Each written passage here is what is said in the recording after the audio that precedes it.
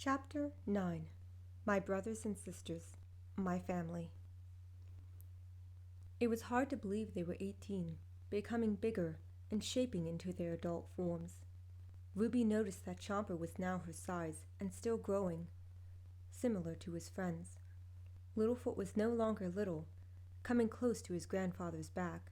Sarah was close to her dad's side. Ducky, Petrie, and Spike were no longer tiny. Ruby herself looked more like her mother, living happily with Chomper in their cave, unable to rid herself of the growing feelings she had towards him. However, trouble started when the bugs couldn't satisfy Chomper's hunger. He'd awake during the night, stomach rumbling and causing him pain, discomfort he tried to hide from not only her, but the others. During the day, he put on a brave face, moving slowly among them, Ruby watching with fear for her friend. "So, what should we get into today?" Littlefoot asked with joy in his voice. "We could graze by the pool. It's warm today, and I might like to take a dip later on." "Good idea, Sarah. Yup, yup, yup."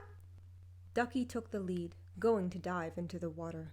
Petrie flew overhead, seeing Chomper fall behind.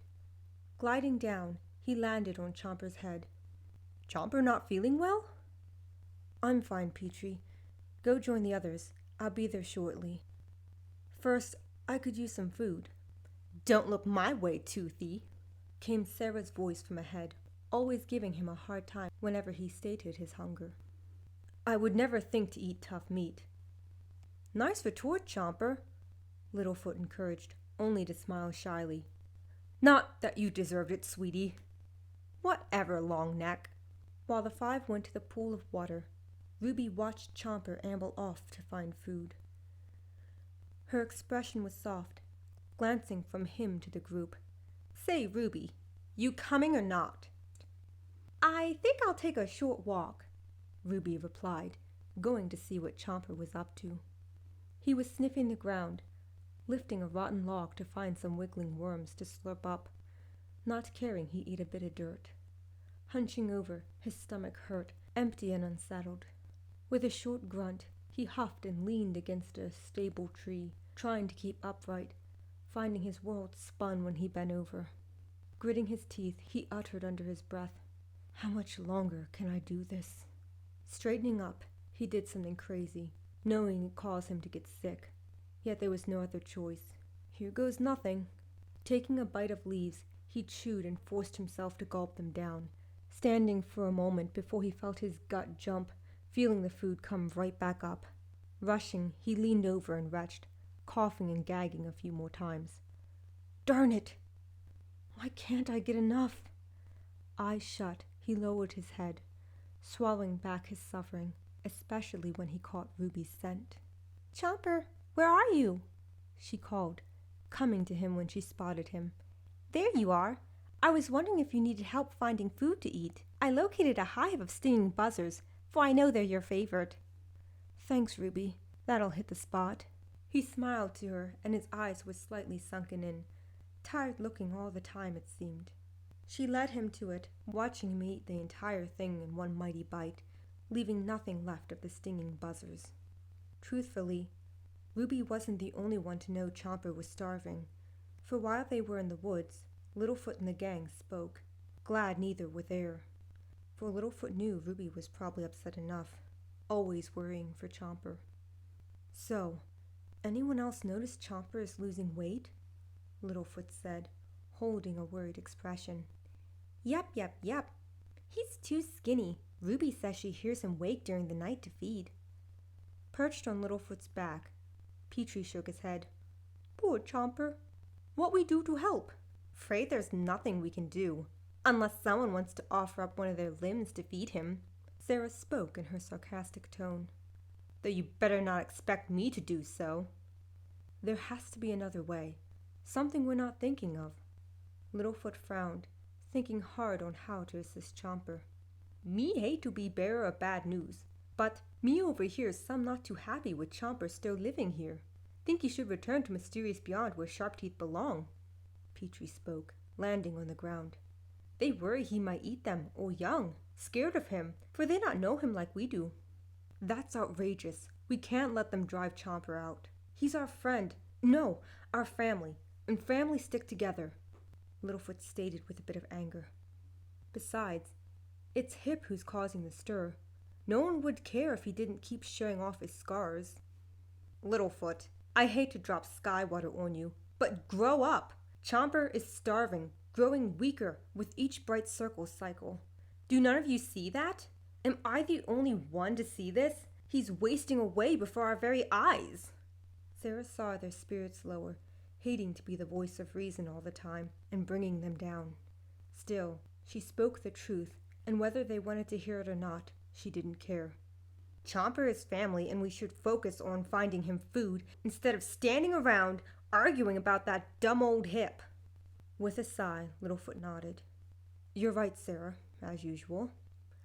First off, let's find some food for Chomper to eat. The five went to work, trying to find something that might satisfy Chomper's hunger. Ducky caught fish to throw to Petrie, who piled them up on the land. Sarah lifted logs, rocks, while Littlefoot and Spike scooped the bugs onto a large leaf. They gathered a big enough pile, hoping it'd be enough. When they saw Chomper and Ruby emerge from the woods, they quickly stood to high the mound, wanting to surprise him. When Chomper reached them, he gave a small smile. Hey, everyone.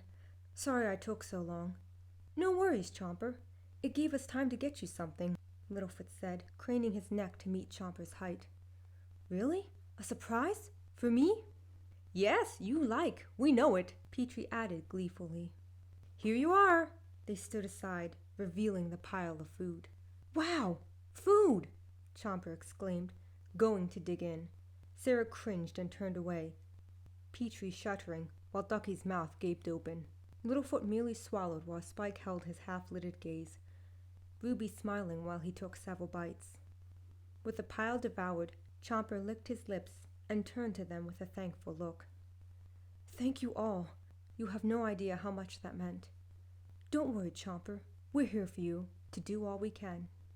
While Littlefoot meant it, it grew harder and harder to keep finding enough food for the growing Sharptooth. Their activity gained the attention of several, who grew fearful of Chomper, running away whenever they saw him, afraid that in a desperate attempt to quench his hunger, he might turn on them. Not to mention, Hip spread rumors of Chomper, trying to ruin his good reputation. Why, Hip went as far as framing Chomper for stealing eggs, when it was he himself who hid them. And when Chomper helped locate them, he found himself under the gun. At the gathering place, all stood, Chomper taking center stage to speak for himself. I'm telling you, I didn't do it, Chomper said, seeing the angry glares of the valley members, especially from the mother who laid the eggs. He couldn't blame her. After all, his own mother and father searched for him when he was accidentally taken into the valley by the gang. I would never eat eggs. Never! Besides, Chomper was with me the whole time, Ruby added, seeing Hip among the crowd, smiling and whispering to his friends. When he saw her, he winked to her, for which she grimaced and looked to Chomper with concern.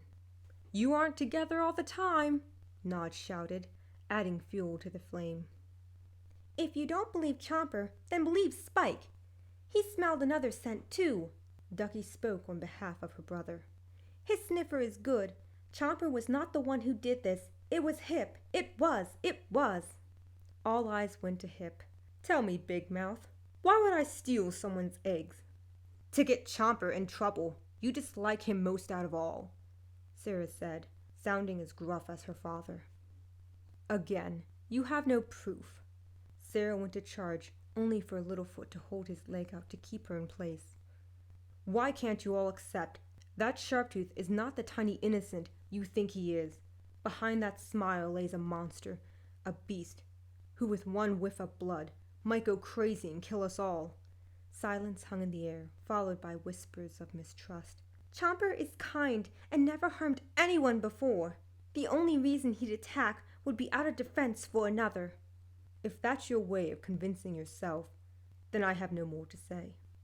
Ruby saw Hip leave, taking Chomper's hand and heading back to the secret caverns. That Hip! I swear he's becoming a pain in my tail. Maybe I should leave, Let's not forget the last time you left on your own. It didn't end so well. Yeah, thankfully Spike sniffed me out in time. Still, Hip is desperate. Who knows what he'll do next? The gang and I will keep defending you. Don't worry. While Chomper gave a nod, he knew in order to stop Hip, he'd have to face him head on, which was not something he looked forward to. It was late evening, Chomper walking and making sure Ruby was asleep before he rose. Creeping out, he took in the air, heading to where he figured Hip was. Across the valley he went, tracking Hip, following the trail to an unattended nest. Within the circle were sleeping younglings, Hip smiling when he peered down at them. "Hip, what are you doing?" Chomper asked, catching Hip in the act, letting his presence be known. Turning, Hip's smile grew wider. "What are you going to do if I don't?" "Guess I'll have to stop you." "That's a laugh. I'd like to see you try." Snatching up the small child, Hip clamped her mouth shut and fled. Chomper gasped and took off after Hip, seeing Hip make his way up a set of rocks. "Hip, let the child go!" "Oh, I'll let her go all right." Hip continued to climb, standing and waiting for Chomper. "If something happens to her, I'll blame it on you. Say that I was trying to protect the girl from your evil clutches." "I'll do whatever you ask. Just don't hurt her. Please, tell me what you want from me," Chomper begged, hearing the girl cry. "Tell Ruby to come to me," Hip said. "What?" "Yes. Order her to be mine. Tell her you hate her. Break her heart. If she knows you don't like her, she'll run right into my open arms." "You're insane!" Huffing, Chomper found himself caught between a rock and a hard place. Should he do as Hip asked and save the girl, break Ruby's heart, or risk it all and try to fight Hip, knowing he had little time to think? "What's it gonna be?" Chomper moved swiftly, charging and yanking Hip close, taking the girl in his hold. Tumbling to keep her safe, Chomper rose and went to leave, only to feel Hip grab his tail.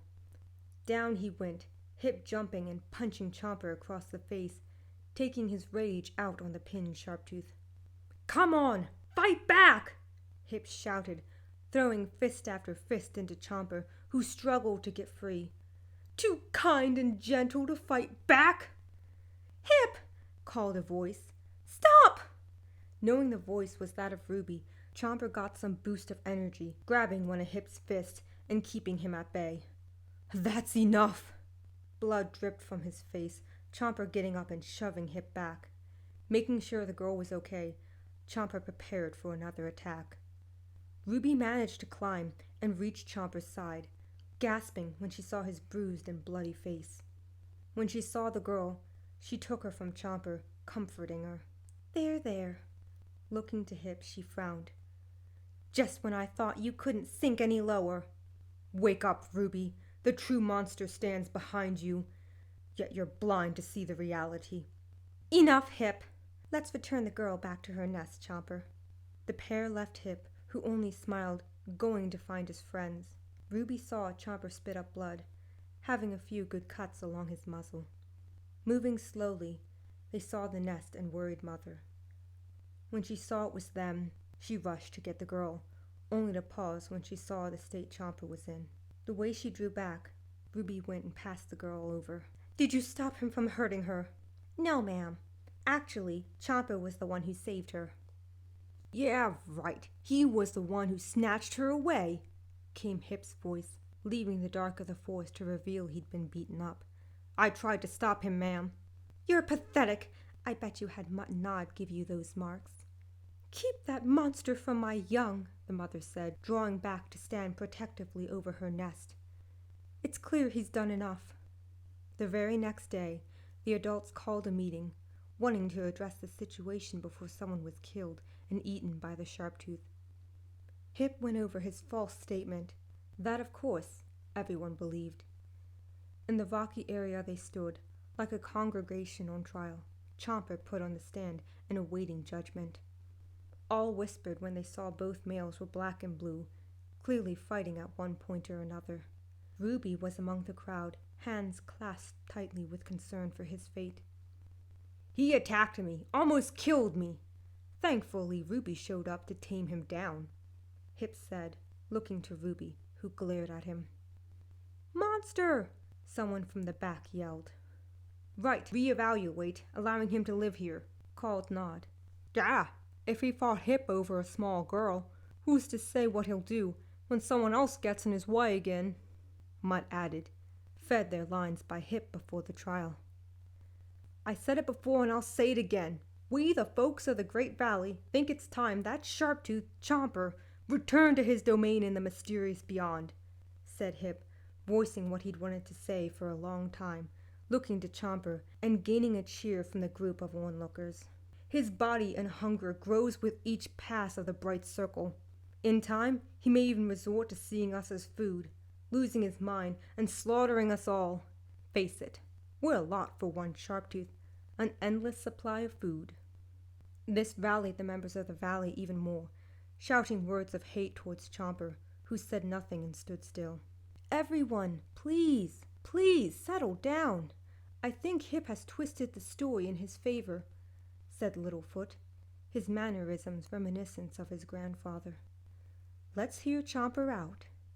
Why, the fast runner will only speak for him, shouted Nod. She'll say anything to keep us from throwing him out.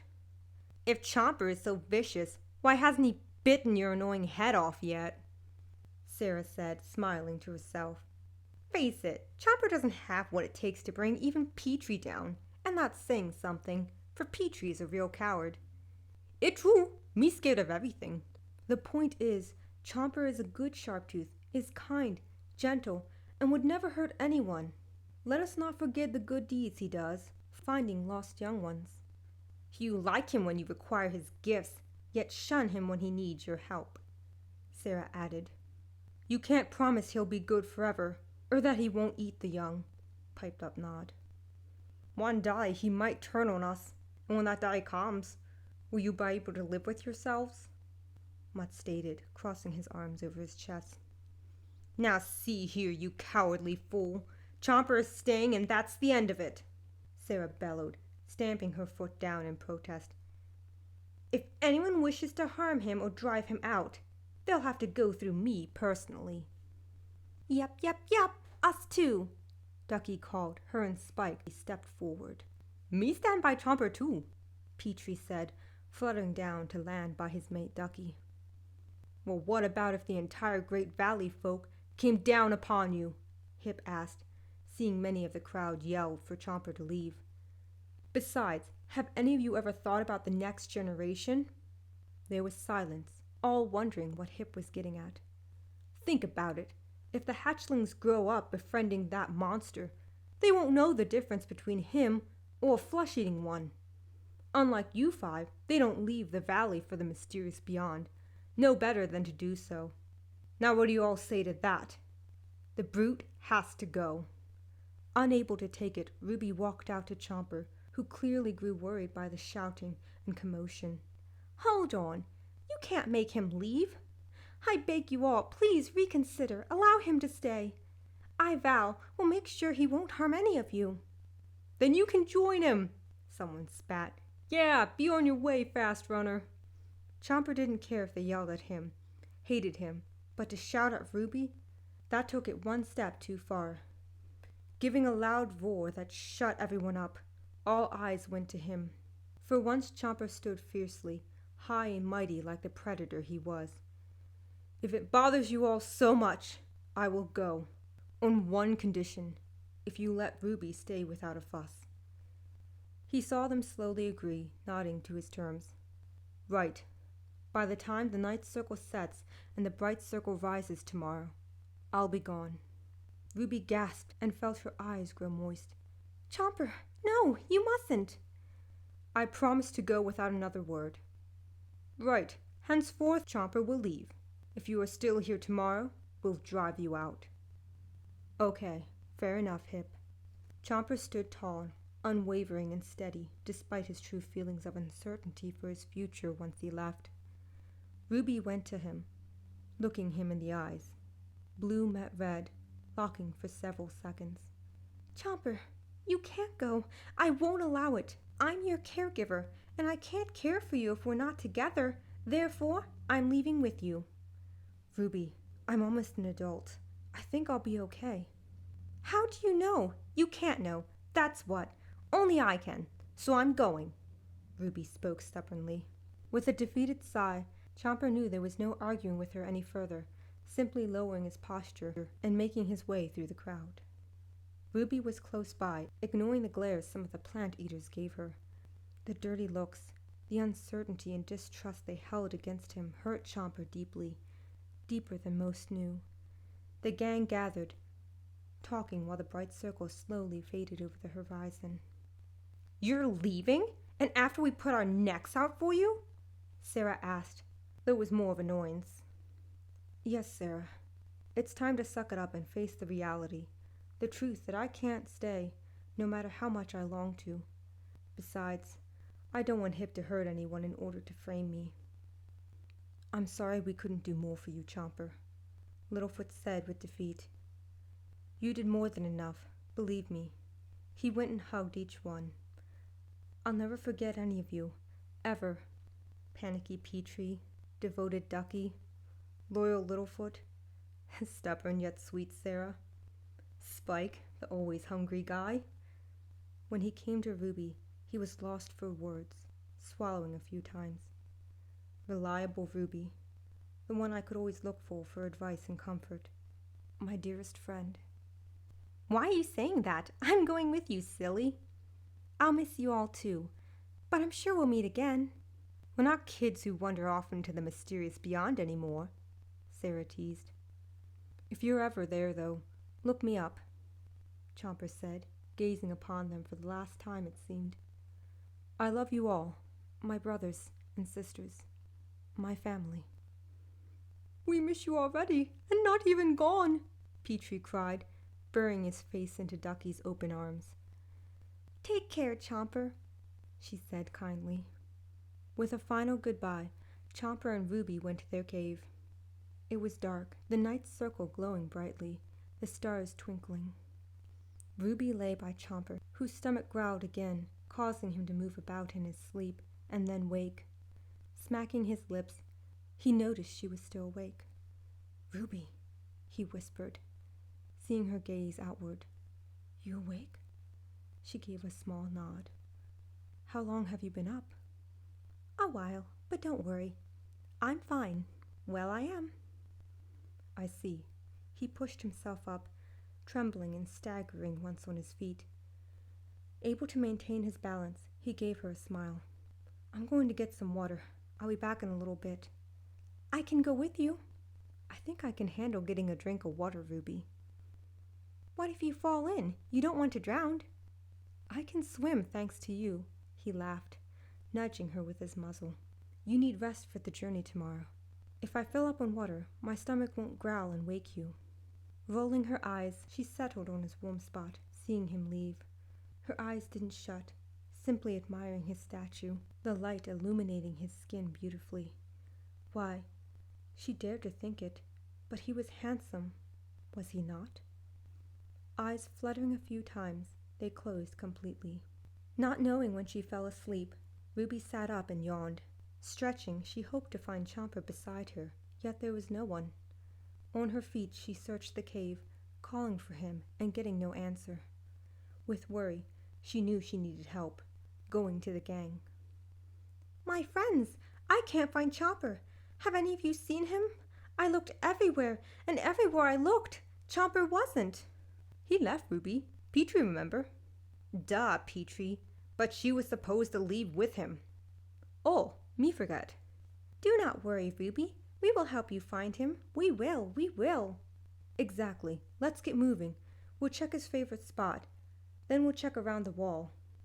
The day was spent, seeing no sign of Chomper, not even a trail of footprints. It was close to night when they all met up. Sorry, Ruby, but there was no sign of him. Yeah, and when Spike tracked his scent, it led to the wall and out into the mysterious beyond. Tippy added, giving Ruby a sympathetic look. I'm really sorry, Ruby. That's all we could do for you. Whatever will I do? I have to go after him. He needs me. I wouldn't waste my breath on that, said Hip from behind the group. "He's long gone. Saw him slip out this morning." Biting the end of grass, he flicked it aside and went on. "Guess he didn't want to be bogged down by you, Ruby." "You're lying. Chomper would never leave me behind. We vowed to leave together." "Are you sure about that? You think he'd want to drag you out into the mysterious beyond, looking after you like some hatchling?" "Don't listen to that fool, Ruby. He's spewing waste and nothing more. That's all he's ever done." "The truth hurts, Three-Horn. The truth hurts. But I'm here for her, a shoulder for her to cry on if needed." "I am sure Ruby would come to us over you. She would. "Yeah, you never nice to Chomper. When did this two happen?" Petrie hovered over Hip, spitting his tongue out at him. "Whatever, but he's gone, and he ain't coming back. That is a fact." Ruby didn't want to believe him, couldn't accept that Chomper left without a single word. There had to be some explanation, anything. Yet, when he never returned, not even on her star day, she got the feeling Hip might have been right after all. That Chomper left her behind for survival purposes, never wanting to hurt her, only trying to protect her. Still, it didn't help. Nothing helped the pain, and the fact she never got to tell him how she cared for him, treasured his friendship.